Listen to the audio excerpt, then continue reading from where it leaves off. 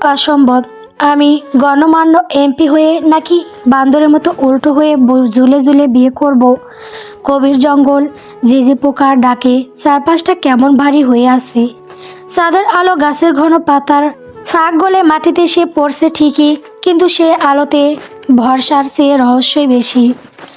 জনমানবহীন এই নির্যাতনায় একটা বিশালাকার বটগাছের মোটা ডাল থেকে দড়ি দিয়ে কোনো এক বিশাল বস্তুকে ঝুলতে দেখা যাচ্ছে। না, বস্তু নয়, মানুষ। বাংলাদেশের রাজনীতির উজ্জ্বল নক্ষত্র, তরুণ ও ড্যাশিং এমপি আফরায়ান সাঈদ এখন অদ্ভুত এক কায়দায় মাটিতে মাথা আর আকাশে পা দিয়ে বাবুদের মতো ঝুলে আছেন। তার দামি সাদা পাঞ্জাবিতে ধুলোবালি লেগে একাকার। চোখের উপর রক্ত উঠে এসে মুখটা লাল হয়ে গেছে। রাগে, ক্ষোভে আর অপমানে তার শরীর কাঁপছে। আফরায়ান ভাবছে, এটা কার কাজ? বিরোধী দলের নেতা শওকত আলী, নাকি সেই ড্রাগ ডিলার যাকে সে গত সপ্তাহে ধরিয়ে দিয়েছে? সে মনে মনে হিসেব মিলাচ্ছে। তাকে কিডন্যাপ করা হয়েছে শহর থেকে ফেরার পথে। তার সিকিউরিটি গার্ডের কি হলো? কেউ কি তাকে বাঁচাতে আসবে না? ঠিক তখনই ঝোপের আড়াল থেকে একটা নারী কণ্ঠের কিলকিল হাসি শোনা গেল। সেই হাসি কোনো শত্রুর নিষ্ঠুর অষ্ট হাসি নয়, বরং খুব চেনা এবং ভীষণ চঞ্চল। খাটাস লোক, বলি, এবার কেমন লাগছে? সব হম্বিতম্বিত একদম পানি হয়ে গেল দেখছি। আফরায়ান চোখ পিটপিট করে তাকাতেই দেখলো তার সামনে এসে দাঁড়িয়েছে নীল শাড়ি পরা এক তরুণী, হাতে মোবাইল ফোন, মুখে দুষ্টুমিতে ভরা চওড়া হাসি। মাহাজা সাঈদ, তার চাচাতো বোন, যে মেয়েটা গত 3 বছর ধরে তার জীবন অতিষ্ঠ করে তুলেছে। মাহাজা, তুই? আফরায়ান বিস্ময় এবং রাগে চিৎকার করে উঠল, তোর এত বড় সাহস! আমাকে নামা এখান থেকে, এক্ষুনি নামা বলছি। মাহাজা তার সামনে গিয়ে কোমরে হাত দিয়ে দাঁড়ালো। ওহ, নামাবো কেন? এত কষ্টে প্ল্যান করে আপনাকে গাছে তুলেছি, এখন কি অমনি অমনি নামিয়ে দেব? বলেছিলাম না তোমাকে বিয়ে করেই ছাড়বো। এবার দেখি কে আটকায়। যেখানে 14 গোষ্ঠী রাজি, সেখানে এই 30 বছরের বুড়ো লোক নাকি বলে আমাকে বিয়ে করবে না। বলি, তোমার 7 জন্মের ভাগ্য আমার মতো একটা সুন্দরী মেয়ে বউ হিসেবে পাচ্ছ। চুপ করো মাহার বাচ্চা। আফরায়ান গর্জন করে উঠল, আমি কি তোর খেলার পুতুল? আমি দেশের একজন গণ্যমান্য এমপি। এটা কিডন্যাপ, তোকে আমি জেলে পাঠাবো। মাহাজা হো হো করে হেসে উঠল। জেলে পাঠাবে? তার আগে তো তোমাকে আমার স্বামী হতে হবে। আর শোনো, এই যে তোমার উল্টো ঝুলে থাকার দৃশ্য, এটা আমি পুরো এইচডি কোয়ালিটিতে ভিডিও করেছি। রাজি না হলে এটা সোজা অনলাইনে ছেড়ে দেব। জনপ্রিয় এমপির বান্দর নাচ ভেবে দেখো টাইটেলটা কেমন হবে। আফরায়ান দাঁতে দাঁত চেপে বলল, আগে এখান থেকে নামা মাহা, না হয় তোকে দেখে নিব। আর কে আমাকে উল্টো করে ঝুরিয়ে রেখেছে তার খবর আছে। মাহাজা উত্তর দেওয়ার আগে পাশ থেকে আরেকটা পরিচিত কণ্ঠ ভেসে এলো, ভীত মিশ্রিত কণ্ঠস্বর, দোস্ত রাগ করিস না, বিয়েটা করেই নে না। আর একটা কথা, প্লিজ ভুল বুঝিস না, একমাত্র বোনের আবদার, তাই তাই এই রিস্ক নিতে হলো। আফরায়ান নিজের চোখকে বিশ্বাস করতে পারছে না। তার ছোটবেলার বেস্ট ফ্রেন্ড তামিম সাঈদ। তামিম এগিয়ে এলো, কিন্তু ভয়ে আফরায়ানের চোখের দিকে তাকাতে পারছে না। তামিম, তুইও এই পাগলামিতে আসিস? তুই তো আমার বন্ধু। আফরায়ান চেঁচিয়ে উঠল। তামিম কাসুমাসু হয়ে বলল, দোস্ত তুই তো জানিস মাহা কতটা একগুঁয়ে। ও ভয় দেখিয়েছে আমি যদি সাহায্য না করি তবে ও আমার সব সিক্রেট তোর হবু ভাবিকে বলে দিবি। আমার আর কোনো উপায় ছিল না রে। আফরায়ান কিছু বলতে যাবে, ঠিক তখনই ভারী পায়ের শব্দ পাওয়া গেল। কে একজন আত্মবিশ্বাসী পায়ে এগিয়ে আসছে। আফসায়া কাটিয়ে লোকটা সামনে আসতেই আফরায়ানের বুকের ভেতরটা যেন ধসে পড়ল। ইরফান খান, তার পলিটিক্যাল অ্যাসিস্ট্যান্ট, আফরায়ানের প্রতিটি রাজনৈতিক চাল সে ঠিক করে দেয়, যার উপর আফরায়ান প্রায় অন্ধবিশ্বাস করে। ইরফানের হাতে এক গাদা ফাইল আর পিছনে একজন বয়স্ক মানুষ। লোকটাকে চিনতে আফরায়ানের দেরি হলো না। তিনি কাজী সাহেব। ইরফান, তুইও? আয়ানের কণ্ঠস্বর এবার যেন একটু নিভে এলো। বিশ্বাসঘাতকতা যখন ভেতর থেকে আসে তখন প্রতিবাদের ভাষা থাকে না। ইরফান একটু কষ্ট করে হাসি দেওয়ার চেষ্টা করে বলল, সরি বস, আমি আসলে এটা করতে চাইনি, কিন্তু তামিম ভাই আর মাহাজা আপুর লজিক আমার কাছে স্ট্রং মনে হলো। তাছাড়া আপনি বিয়েটা না করলে আপনার বাবার হার্ট অ্যাটাক হতে পারে বলে হুমকি দেওয়া হয়েছে আমাকে। বস হিসেবে আপনাকে যেমন ভালোবাসি আপনার ফ্যামিলিকেও তেমনি শ্রদ্ধা করি, তাই আর কি। আফরায়ান রাগে ফেটে পড়ে বলল, এটা কি সার্কাস? কাজী সাহেব, আপনি জানেন এটা ইললিগাল। আপনি একজন মানুষকে এভাবে বেঁধে বিয়ে পড়াতে পারেন না। কাজী সাহেব ভয়ে মাজার দিকে তাকালেন। মাজা চোখ রাঙাতেই কাজী বললেন, বাবা, আপনাদের ফ্যামিলির ব্যাপার আমাকে বলা হয়েছে, আপনাদের সম্মতিতে বিয়ে হচ্ছে, আমি শুধু খাতাটা নিয়ে এসেছি। আফরায়ান এবার চূড়ান্ত বিস্ময়ে দেখল বনের অন্ধকার থেকে হেঁটে বেরিয়ে আসছেন তার বাবা ফাহাদ সাইদ এবং মা রুবাইয়া সাইদ। আফরায়ানের বাবা গম্ভীর গলায় বললেন, আফরায়ান, নিজের জেদ আর রাজনীতি অনেক করেছিস, এবার আমাদের কথা শোন। মাজা সারা এই পরিবারে আর কেউ বউ হয়ে আসবে না। মা রুবাইয়া সাইদ একটু মায়াভরা গলায় বললেন, বাবা, এভাবে গাছে ঝুলতে তোর কষ্ট হচ্ছে জানি, কবুল বলে দে, মাহা তোকে এক্ষুনি নামিয়ে দিবে। আফরায়ান এবার বুঝতে পারল সে চারপাশ থেকে আটকা। তার বিশ্বস্ত পিএ, তার সবচেয়ে কাছের বন্ধু এবং তার নিজের বাবা মা সবাই মিলে তাকে এই ফাঁদে ফেলেছে। মাহাজা কাজী সাহেবের পাশে গিয়ে দাঁড়িয়ে বলল, কাজী সাহেব, শুরু করুন। ও যদি রাজি না হয় তবে এই অবস্থায় সারা রাত ঝুলে থাকবে, আর কাল সকালে তো ভিডিও ভাইরাল হবেই। আফরায়ান রাগ কন্ট্রোল করে বলল, আগে আমাকে এখান থেকে নামা, তারপর বিয়ে নিয়ে কথা হবে। এভাবে কি বিয়ে হয়? মাজা চেঁচিয়ে উঠল, কখনোই না। আমি তোমাকে এখান থেকে নামাই আর তুমি আমাকে তুলে আছাড় মারো, আমি অতটা বোকা নই। তার চেয়ে ভালো আমি তোমাকে উল্টো করে ঝুলিয়ে রেখে বিয়ে করব। অসম্ভব। আর রায়ানের ঝুলে থেকেই তার পূর্ণ শক্তিতে চিৎকার করলো, আমি দেশের গণ্যমান্য এমপি হয়ে হয়ে বান্দরের মতো ঝুলে ঝুলে বিয়ে করব কাবি নেহি। মাহাজা ফোনটা বের করে বলল, ওকে, 1 2 3 ভিডিও আপলোড হচ্ছে, থাম। আফরায়ান চিৎকার করে উঠল।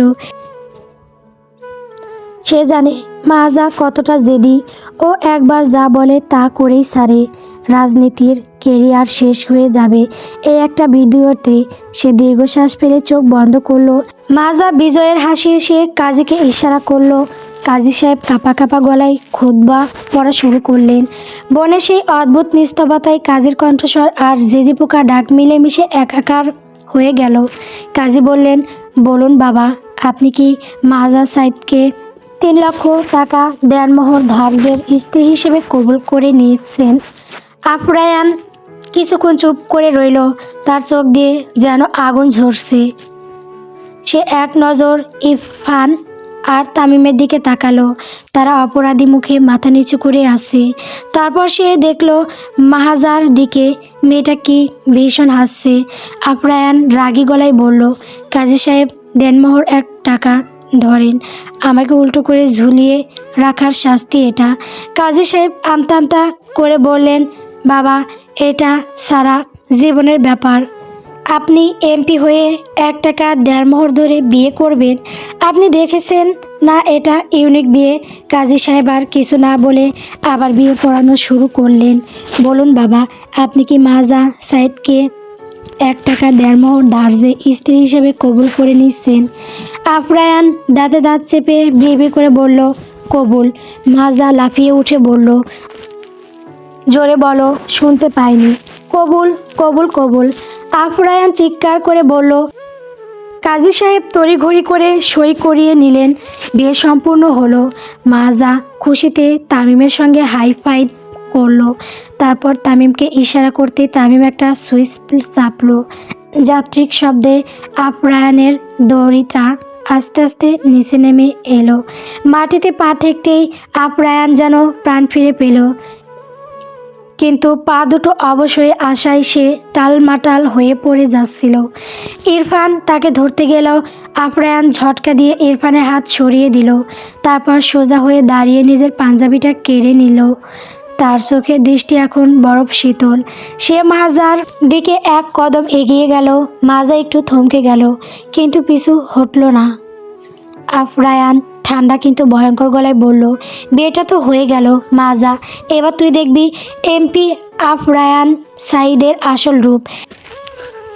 এখান থেকে একবার বাড়ি ফিরি, তারপর তোর একদিন কি আমার যতদিন লাগে।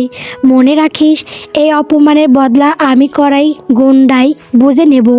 মাজা মুচকি হাসলো, যদিও তার ভেতরে একটু ভয় কাজ করছিল। সে বলল, দেখে নিবি। আপাতত আপনি আমার ভাইয়া থেকে সাইয়া। সেই খুশিতে সোজা হয়ে বাড়িতে চলুন। আপ্রায়ণ কোনো কথা না বলে গটগট করে গাড়ির দিকে হেঁটে চলে গেল। তামিম আর ইরফান একে অপরের দিকে তাকিয়ে ঢোক গিলল। তারা জানে আপ্রায়ণ সহজে এই চক্রান্ত ভুলবে না। শুরু হলো এক নতুন যুদ্ধ, যে যুদ্ধের নাম রক্তিম আবেগ। বনের সেই স্যাঁতস্যাঁতে অন্ধকার থেকে বেরিয়ে গাড়িগুলো যখন শহরের রাজপথে এলো, তখন মাঝরাত। আপ্রায়ণ গাড়ির পেছনের সিটে জানালার দিকে মুখ করে বসে আছে। তার শরীর এখন ক্লান্ত, মাথাটা দপদপ করছে অনেকক্ষণ উল্টো হয়ে থাকার কারণে। তার ঠিক পাশেই বসে আছে মাজা, নীল শাড়িতে সামলে নিয়ে সে বেশ আয়েশ করে বসে মোবাইলে তোরা ভিডিওটা দেখছে আর মিটমিট হাসছে। আপ্রায়ণ আর চোখে একবার তাকালো। মাজার এই শান্ত ভাবটা তাকে আরও বেশি রাগিয়ে দিচ্ছে। যে মেয়েটাকে সে ছোটোবেলা থেকে চঞ্চল আর ডান পিঠে হিসেবে দেখেছে, সে যে এত বড় একটা দুরন্ত চাল চালবে তা আপ্রায়ণ স্বপ্নেও ভাবেনি। গাড়িটা যখন বিশাল অট্টালিকার সামনে থামলো, তখন চারপাশ নিঝুম। বাড়ির প্রধান ফটক পেরিয়ে ভেতরে ঢুকতে দেখলো গোটা বাড়ি আলোকসজ্জায় ঝলমল করছে। মাজার বাবা মা এবং আপ্রায়ণের বাবা মা গাড়ি থেকে নেমে হাসি মুখে দাঁড়ালেন। আপ্রায়ণ গাড়ি থেকে নেমে গটগট করে বাড়ির ভেতরে ঢুকতে চাইল, কিন্তু তাকে আটকে দিল তার মা রুবাইয়া সাঈদ। আপ্রায়ণ, দাঁড়াও, বউকে সাথে নিয়ে ঘরে ঢুক। কিছু নিয়ম পালন না করে ভেতরে যাওয়া যাবে না। আপ্রায়ণ তেতো গলায় বলল, মা, সার্কাস তো বনেই শেষ হয়েছে, এবার অন্তত আমাকে শান্তিতে থাকতে দাও।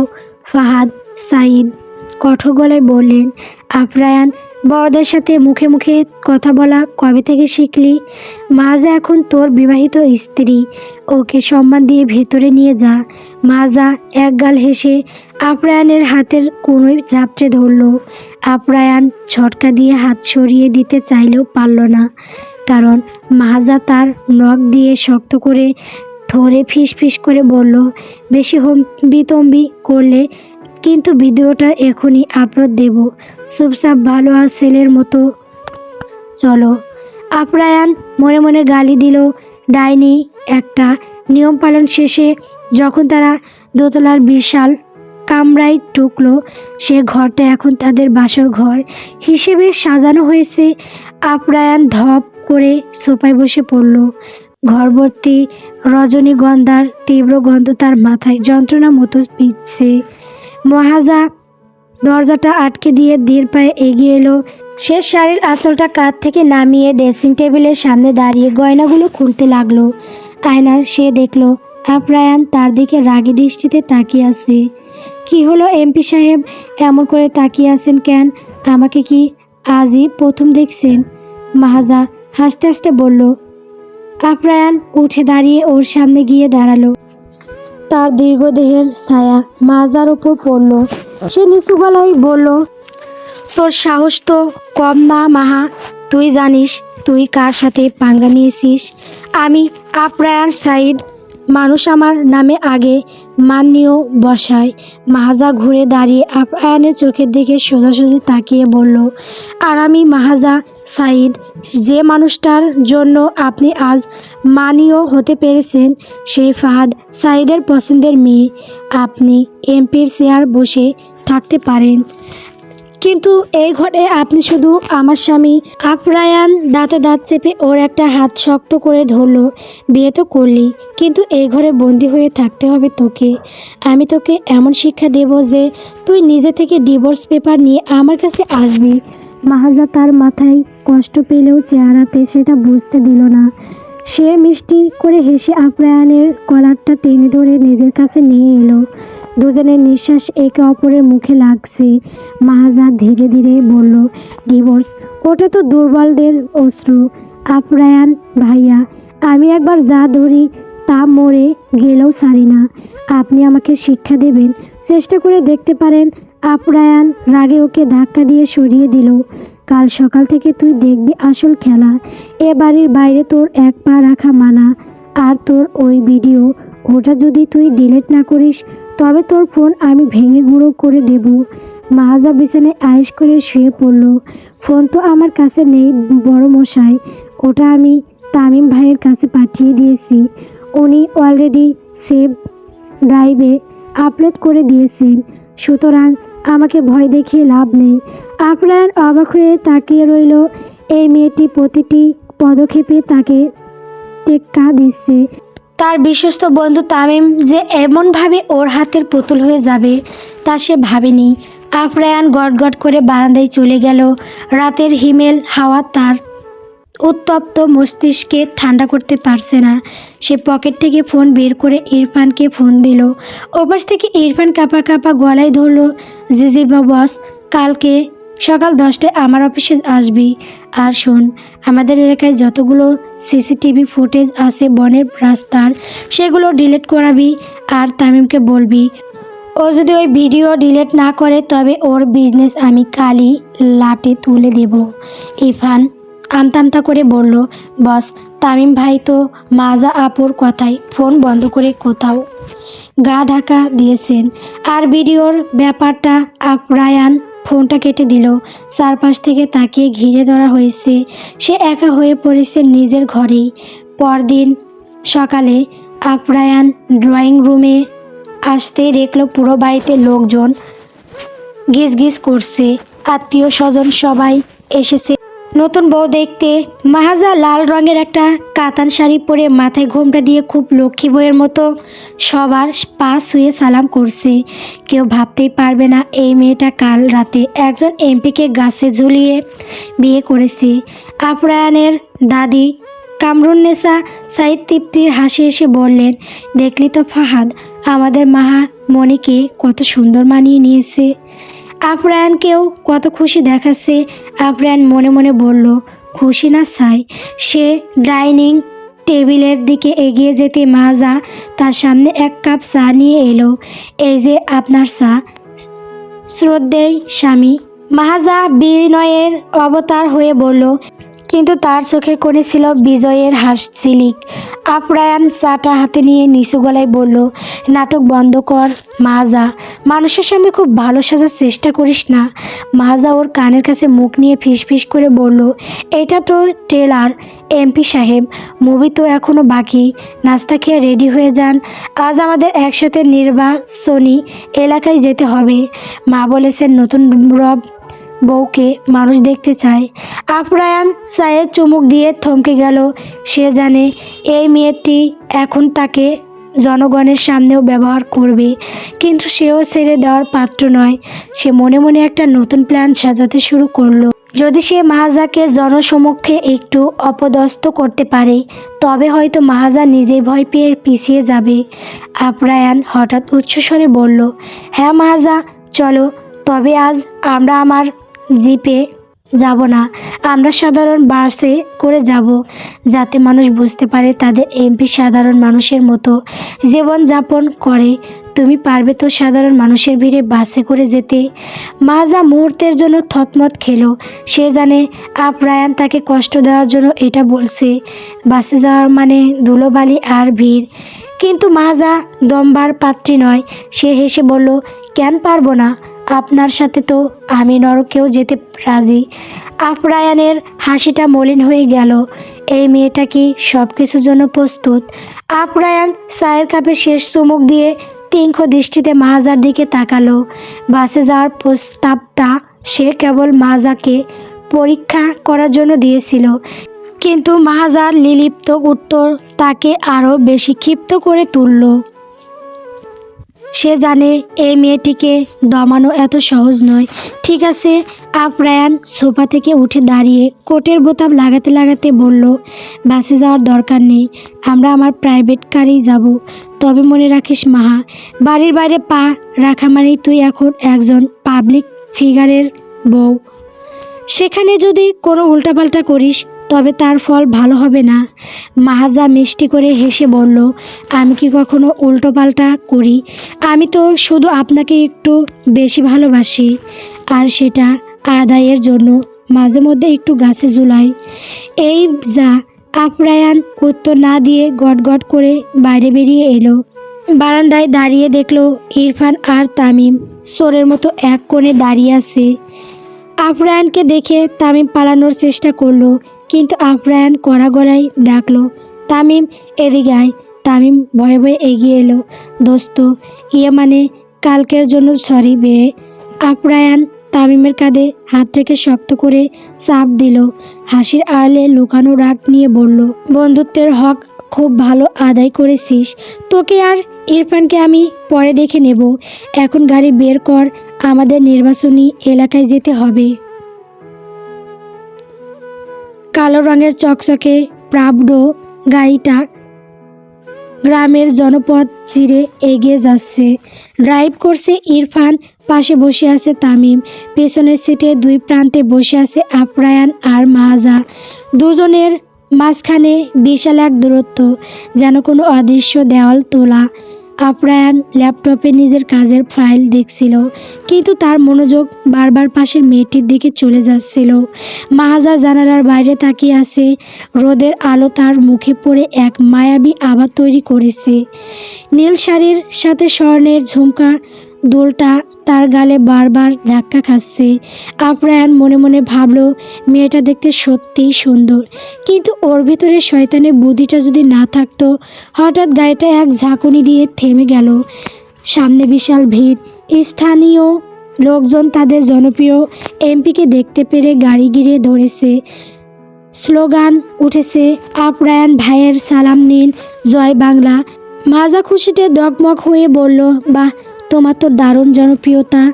আপ্রায়ণ গম্ভীর হয়ে বলল, গাড়ি থেকে নামার পর কোনো ফালতু কথা বলবি না, শুধু হাসি মুখে পাশে দাঁড়িয়ে থাকবি। গাড়ি থেকে নামতেই হাজার হাজার মানুষ থেকে ধরল।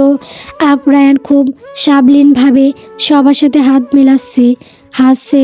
সে একজন পাকা রাজনীতিবিদের মতো সবার সমস্যার কথা শুনছে। মাহাজা তার পিছনে মুগ্ধ হয়ে তাকিয়ে রইল। সংসদের ভেতরে বা মঞ্চে আপ্রায়ণকে সে অনেকবার দেখেছে, কিন্তু এত কাছ থেকে সাধারণ মানুষের সাথে তার মেশাটা আজই প্রথম দেখল। হঠাৎ ভিড়ের মধ্যেও থেকে এক বৃদ্ধা এগিয়ে এসে মাহাজার মাথায় হাত রাখলেন। মা, তুমি তো রাজরানী গো, আমাদের বাবারে দেখে রাখো, বড় ভালো পোলা। ও মাহাজা বিদ্যার হাত ধরে বলল, দোয়া করবেন দাদি, আপনার ওই পোলার মাথাটা একটু গরম, আমি চেষ্টা করছি ঠান্ডা করার। আপ্রায়ণ পাশ থেকে মাহাজার দিকে আর চোখে তাকালো। মাহাজা তাকে উদ্দেশ্য করে চোখ টিপল। দুপুরের দিকে তারা স্থানীয় এক নেতার বাড়িতে মধ্যাহ্ন ভোজের জন্য থামলো। বিশাল আয়োজন, কিন্তু বিপত্তি ঘটল খাবারের টেবিলে। মাহাজা লক্ষ্য করলো আপ্রায়ণ মাছের কালিয়া খেতে গিয়ে বারবার অস্বস্তি বোধ করছে। সে জানে আপ্রায়ণ সামুদ্রিক মাছের অ্যালার্জি আছে, অথচ এখানে পরিবেশন করা হয়েছে রূপচাঁদা মাছ। আপ্রায়ণ সম্মানের খাতিরে কিছু বলতে পারছে না, কিন্তু মাহাজা ঠিকই বুঝতে ফেলল। সে হঠাৎ নিজের থালা সরিয়ে দিয়ে বলল, আরে আপ্রায়ণের তো সামুদ্রিক মাছে অ্যালার্জি আছে, আপনার বর্ণকে শুধু সবজি আর ডাল দিন। নেতা সাহেব ঘাবড়ে গিয়ে বললেন, ও আচ্ছা, আমি তো জানতাম না। আপ্রায়ণ মনে মনে হাঁপ ছেড়ে বাঁচল, কিন্তু অবাকও হলো মাহাজা এত সূক্ষ্মভাবে তার খেয়াল রাখলো কেন। একটু আগেই তো সে তাকে অপমান করার কথা ভাবছিল। খাওয়া শেষ করে ফেরার পথে গাড়িতে আপ্রায়ণ নিচু গলায় বলল, ধন্যবাদ, তুই না বলে আজ আমার অবস্থা খারাপ হয়ে যেত। মাহাজা জানালার দিকে তাকিয়ে বলল, ধন্যবাদ দিয়ে আমাকে পর করে দিবে না তো। মনে রাখবে আমি তোমার ওপর অধিকার ফলাই, কারণ তোমাকে আমি চিনি। তোমার শত্রু হতে আসেনি আপ্রায়ণ ভাই, তোমার শক্তি হতে এসেছি। আপ্রায়ণ কিছু বলতে গিয়েও থেমে গেল। তার কঠিন হৃদয়ে কোথাও যেন একটা ছোট্ট ফাটল ধরল। কিন্তু তখনই তার মনে পড়ল বনের সেই দৃশ্য, গাছের ঝুলে থাকার অপমান। সে নিজেকে সামনে নিয়ে বলল, শক্তি হতে চাস? ঠিক আছে, তাহলে কাল আমার অফিসে আসিস। পলিটিক্যাল লাইফটা অত সহজ নয় যতটা তুই ভাবিস। কাল তোকে দিয়ে আমি আমার অফিসের সবচেয়ে কঠিন কাজটা করাবো, দেখি কত শক্তি তোর। মাহাজা আত্মবিশ্বাসের সাথে বলল, ডান, কাল সকালে আমি তোমার পিএ হয়ে অফিসে আসব। ইরফান ভাইকে কালকের জন্য ছুটি দিয়ে দাও। ইরফান সামনে থেকে কাসুমাসু হয়ে বলল, মাহাজা আপা, আমার চাকরিটা কি থাকবে? মাহাজা হাসলো, চাকরি থাকবে রে পাগল, শুধু কালকের জন্য বসকে আমি সামলাবো। আপ্রায়ণ মনে মনে হাসলো। সে ঠিক করেছে অফিসে মাহাজাকে এমন সব জটিল ফাইলে আটকে দেবে যে সে বিরক্ত হয়ে নিজে রাজনীতি আর বিয়ের বোধ মাথা থেকে নামিয়ে ফেলবে। কিন্তু সে কি জানে মাহাজা তাকে জয় করার জন্য কতটা মরিয়া। পরদিন সকাল 10টা, আপ্রায়ণ তার শীতাতপ নিয়ন্ত্রিত বিশাল চেম্বারে বসে আছে। তার পরনে নেভি ব্লু রঙের একটা শার্ট, চোখে চশমা। সে অত্যন্ত মনোযোগ দিয়ে কিছু ফাইল দেখছে, তবে তার মনের এক কোণে এক ধরনের অস্থিরতা কাজ করছে। মাহাজা কি সত্যিই আসবে, নাকি ভয় পেয়ে পিছিয়ে গেল? ঠিক তখনই দরজায় নক পড়ল। আপ্রায়ণ মুখ না তুলেই বলল, কামিন। ভেতরে যে প্রবেশ করলো তাকে দেখে আপ্রায়ণের হাতের কলমটা থেমে গেল। মাহাজা এসেছে, কিন্তু একেবারেই অন্য রূপে। তার পরনে হালকা ধূসর রঙের একটা মার্জিত সালোয়ার কামিজ, চুলগুলো শক্ত করে পেছনে পলিটেইল করা, কাঁধে একটা ল্যাপটপ ব্যাগ। তাকে ঠিক একজন পেশাদার পলিটিক্যাল সেক্রেটারির মতো দেখাচ্ছে। মাহাজা টেবিলের সামনে দাঁড়িয়ে একটা মুচকি হাসি দিয়ে বলল, গুড মর্নিং বস, আপনার নতুন পিএ রিপোর্ট করছে। আপ্রায়ণ চশমাটা ঠিক করে নিয়ে গম্ভীর গলায় বলল, অফিসটা কোনো পিকনিক স্পট নয় মাহাজা, এখানে ইয়ার্কি চলে না। আমি তো ইয়ার্কি করছি না, কাজের তালিকা দিন। মাহাজা সোজা হয়ে দাঁড়ালো। আপ্রায়ণ ড্রয়ার থেকে একটা বিশাল মোটা ফাইল বের করে টেবিলের ওপর ধপাস করে রাখলো। এই নিজে ফাইলটা দেখছিস, এটা হলো আমাদের নতুন ইকোনমিক জোনের ল্যান্ড অ্যাকুইজিশন রিপোর্ট। এখানে 700 মানুষের জমির হিসেব আছে, যেখানে অনেক গরমিল পাওয়া গেছে। আগামী 3 ঘন্টার মধ্যে এই 700 জনের ডেটাবেস চেক করে তোকে বের করতে হবে কারা ভুয়া মালিক সেজে টাকা হাতিয়ে নেওয়ার চেষ্টা করছে। মনে রাখবি, একটা ভুল মানে সরকারের কোটি কোটি টাকার ক্ষতি। আপ্রায়ণ মনে মনে হাসলো। এই কাজটা করতে অভিজ্ঞ টিমেও 2 দিন লাগে। মাহাজা বড়জোর 1 ঘন্টা চেষ্টা করে হাল ছেড়ে দিবে। মাহাজা ফাইলটা হাতে নিয়ে একবার উল্টো পাল্টে দেখলো, তারপর ধীর পায়ে পাশের ছোট ডেস্কে গিয়ে বসলো। শুরু হলো তার কাজ। ঘর জুড়ে শুধু ফাইলে পাতা উল্টানোর শব্দ আর মাহাজার ল্যাপটপের কিবোর্ডে চাপার শব্দ। 1 ঘন্টা পার হলো, 2 ঘন্টা। আপ্রায়ণ আর চোখে বারবার দেখছি মাহাজা যেন পাথরের মূর্তি। তার পুরো মনোযোগ ফাইলের পাতায়। সে মাঝে মাঝে ফোন করে কাউকে কিছু জিজ্ঞেস করছে, আবার দ্রুত টাইপ করছে। আপ্রায়ণ অবাক হলো, মেয়েটা এত ধৈর্য পেল কোথায়? ঠিক 2 ঘন্টা 50 মিনিটে মাহাজা উঠে দাঁড়ালো। সে পেন ড্রাইভটা আপ্রায়ণের সামনে রেখে বলল, কাজ শেষ। 700 জনের মধ্যে 45 জন ভুয়া মালিককে আমি লাল কালি দিয়ে চিহ্নিত করেছি। আর এই যে লিস্ট, এখানে তাদের আইডি কার্ড গরমিলগুলো নোট করা আছে। আফরান স্তম্ভিত হয়ে গেল। সে দ্রুত ফাইলটা চেক করতে শুরু করলো। হ্যাঁ, প্রতিটি পয়েন্ট নিখুঁত। সে বুঝতে পারল মাহাজা কেবল জেদি নয়, সে অসম্ভব মেধাবী। আফরান নিজের বিস্ময় গোপন করে বলল, চলন সই হয়েছে, তবে আসল কাজ এখনও বাকি।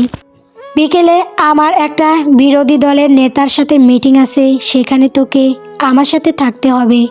মনে রাখবি, রাজনীতিতে মুখের ভাষার চেয়ে চোখের ভাষা বেশি গুরুত্বপূর্ণ। বিকেলের মিটিংটা ছিল স্থায়ী ক্লাবে। বিরোধী দলের নেতা সৈকত চৌধুরী মানুষটা ধূর্ত হিসেবে পরিচিত। তিনি অনেক দিন ধরেই আফরায়ানকে কোনো একটা বিতর্কে জড়ানোর সুযোগ খুঁজছেন। আফরায়ান আর মাহাজা যখন ক্লাবে পৌঁছালো, তখন সৈকত চৌধুরী একদল সাংবাদিক নিয়ে বসেছিলেন। আফরায়ানকে দেখেই তিনি বাঁকা হাসি হেসে বললেন, আরে আফরায়ান সাহেব, শুনলাম গোপনে বিয়ে করেছেন। তা বিয়ের পর তো মানুষের নজর বাড়ে, আপনার কি নজর কমলো না বাড়ল? আফরায়ান শান্ত গলায় বলল, বিয়েটা পারিবারিক ছিল সৈকত সাহেব, আর আমার নজর বরাবরই উন্নয়নের দিকে থাকে, আপনার মতো অন্যের ঘরের দিকে নয়। কথার লড়াই চলছে এমন সময় হঠাৎ একজন ওয়েটার এসে মাহাজার ওপর এক গ্লাস শরবত ফেলে দিল। মাহাজার জামাটা ভিজে একাকার। মাজা অপ্রস্তুত হয়ে পড়ল। সৈকত চৌধুরী সুযোগ বুঝে বললেন, আহারে, নতুন বইয়ের দশা দেখুন। মা, আপনি ভেতরে যান, আমাদের ওয়েটিং রুমে ড্রেস ঠিক করার ব্যবস্থা আছে। আফরায়ান একটু চিন্তিত হলো, কিন্তু মাহাজা তাকে আশ্বস্ত করে ভেতরে চলে গেল। মাহাজা ভেতরে যাওয়ার 5 মিনিট পরই তামিমের ফোন এলো আফরায়ানের ফোনে। তামিম হাঁপাতে হাঁপাতে বলল, দোস্ত, তুই যেখানে আছিস সেখানে থেকে মাহাজাকে নিয়ে বেরিয়ে আয়। সৈকত চৌধুরী প্ল্যান করেছে মাহাজার সাথে কোনো একটা স্ক্যান্ডাল তৈরি করে তাকে সামাজিকভাবে শেষ করে দেওয়ার। ওই ওয়েটিং রুমে হিডেন ক্যামেরা আছে। আফরায়ানের মাথায় রক্ত উঠে গেল। সে মাহাজাকে চেনে। মেয়েটা সহজ সরল না হলেও রাজনীতির এই নোংরা খেলা সে জানে না। আফরায়ান আর এক মুহূর্ত অপেক্ষা না করে মিটিং সেরে ভেতরের দিকে দৌড় দিল। পিছন থেকে সৈকত চৌধুরী চেঁচিয়ে উঠলেন, আর এমপি সাহেব, মিটিং ফেলে কোথায় যাচ্ছেন? আফরায়ান কোনো কথা শুনল না। সে সজোরে ওয়েটিং রুমের দরজা ধাক্কা দিয়ে ভেতরে ঢুকলো, কিন্তু ভেতরে যা দেখলো তাতে সে থমকে দাঁড়িয়ে গেল। ভেতরে মাহাজা নেই, বরং সেই ওয়েটারটা মাটিতে পড়ে আছে, আর মাহাজা তার হাতে থাকা ক্যামেরাটা আসার দিয়ে ভাঙছে। মাহাজা আফরায়ানের দিকে তাকিয়ে শান্ত গলায় বলল, আপনি আসতে দেরি করে ফেলছেন বস। আমি যখন ভেতরে ঢুকলাম তখনই সিসিটিভি ক্যামেরায় লেন্সটা রিফ্লেক্ট করছিল। বুঝতে পারলাম এরা আমাকে নয়, আপনাকে ফাঁসাতে চায়, তাই আপদটা বিদায় করলাম। আফরায়ান মাহাজার সামনে গিয়ে দাঁড়ালো। তার বুকটা তখনও দ্রুত কাঁপছে। এক অজানা আতঙ্কে সে মাহাজাকে হারিয়ে ফেলার ভয় পাচ্ছিল। সে হঠাৎ করে মাহাজার হাতটা শক্ত করে ধরল। তুই ঠিক আছিস তো? আফরায়ানের গলার স্বর আজ কোনো আদেশ নয়, বরং গভীর উৎকণ্ঠা ছিল। মাহাজা একটু হাসলো, তার চোখে জল টলমল করছে। সে ফিসফিস করে বলল, বলেছিলাম না আমি আপনার শক্তি হতে এসেছি। আপনি কি এখন আমাকে বিশ্বাস করেন? আফরায়ান উত্তর দিল না, কিন্তু সে মাহাজার হাতটা ছাড়লও না। সে বুঝতে পারল এই মেয়েটি তার জীবনে সেই অংশ হতে চলেছে যাকে সে আর কখনো দূরে ঠেলে দিতে পারবে না। বাইরে তখন সৈকত চৌধুরীর সেলারা ঘেরাও করে আসে। আফরায়ান মাহাজার কাঁধে হাত রেখে আগলে ধরল, চল এবার এদের বুঝিয়ে দেই এমপি। আফরায়ান সাইদ আর তার স্ত্রী মাহাজা সাইদকে চেনা এত সহজ নয়। ক্লাবের বারান্দায় বেরিয়ে আফরায়ান সৈকত চৌধুরীর মুখোমুখি দাঁড়ালো। এবার তার চোখে সেই পুরনো তেজি ফিরে এসেছে। সে পকেট থেকে তার ফোন বের করলো। সৈকত সাহেব, আপনার লোক যখন ক্যামেরা ফিট করছিল তখন আমার পিএ তার লাইভ রেকর্ডিং আমার ফোনে পাঠিয়ে দিয়েছে।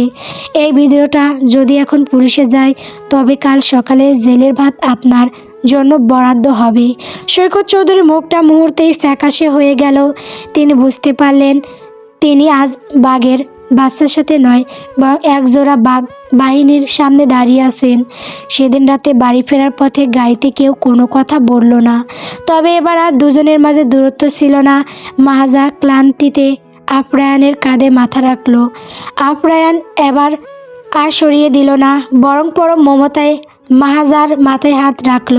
বনের সেই উল্টো হয়ে ঝুলে থাকা এমপি সাহেবের মনে আজ এক অদ্ভুত প্রশান্তি। ভালোবাসা যে এমনভাবে ধরা দেবে তা সে কখনো কল্পনাও করেনি। গল্প রক্তিম আবেগ। গল্পটি কেমন হয়েছে কমেন্ট করে বলবেন। পরবর্তী পর্ব পাওয়ার জন্য অবশ্যই আমার চ্যানেলটিকে সাবস্ক্রাইব করবেন। ধন্যবাদ।